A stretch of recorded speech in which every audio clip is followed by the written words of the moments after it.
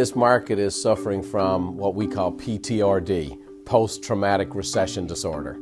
We're in a marketplace of total confusion, thousands of shiny pennies everywhere. The typical agent has been very much in a reactive mode because so much of what they had to do was it was feast or famine. I think a challenging market created that. Everybody was very concerned. They were trying to earn a living, but they weren't building a business.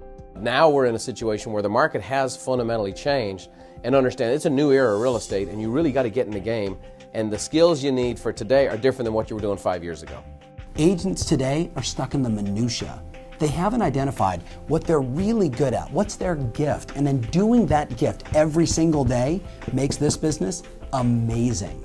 If you don't sit down and you don't plan your business and you don't say, what are my personal goals, what are my business goals, and create a plan to achieve that, you're starting with basically looking at a map and saying, I want to end up in Toledo, but I have no idea where I am. The market has stabilized, it's settled down, but it's been about 10 years since people practiced the fundamentals of true real estate. I believe the consumer's more confused today with more information than they've ever been.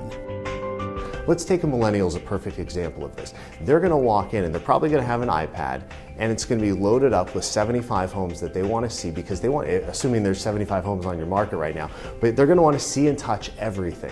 You know, years ago, as a realtor, I held all the information about the school districts, the prices, the availability. If you wanted to find out and look at houses, you had to call me. They don't feel like they know as much as you, they feel like they know more than the agent. This is the day and age of the knowledge broker.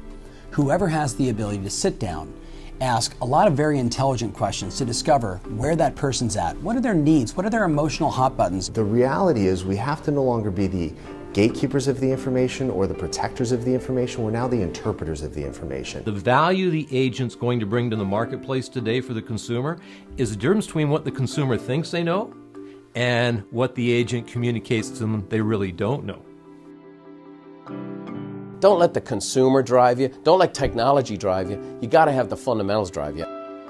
Look, I think there's some great applications, some great tools out there, but we can get so focused on the tool, we forget that what we're really building at the end of the day is a business. You need to have a solid digital presence. You know, in the world we live in today, if you get an old world word-of-mouth referral, when the person who's referred to you, they're going to Google you. There's something new coming out every day. There's a new social media site, there's a new website, there's a new magic solution that's going to solve all of your problems and give you buyers and sellers. If that existed, I would be selling it. I want to use all the technology, I want to use all of the modern advancements, but what I need to do is get back to the fundamentals. How do I generate a lead? How do I find a customer? How do I take care of a customer? How do I turn them into an advocate? I've got to get out of that reactive state, that reactive mode of just trying to earn a living. If you don't know why you're doing it, if you don't know how it's benefiting you, if it doesn't fit into an overarching strategy or plan, cut it out. It's crap. There has never been a greater group of men and women that are more open to share what's working. You're all rubbing shoulders with one another right there in that conference. I'd be exchanging business cards, texting each other, following up with one another, brainstorming one another all year long until I meet a convention again next year.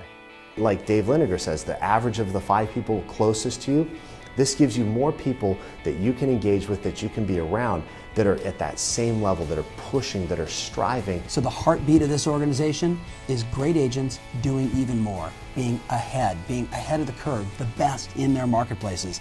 That's what RE/MAX is all about. So I don't see that changing fundamentally. I don't think it should. I think the question now is, how do we do even more? The question you need to ask yourself is, what do you need to learn to get where you want to go? If you have a stable conditions and you kind of know what to expect for the next 5 years, now it's all on me. I got to go improve myself, raise my game, work my butt off, and I'm going to win.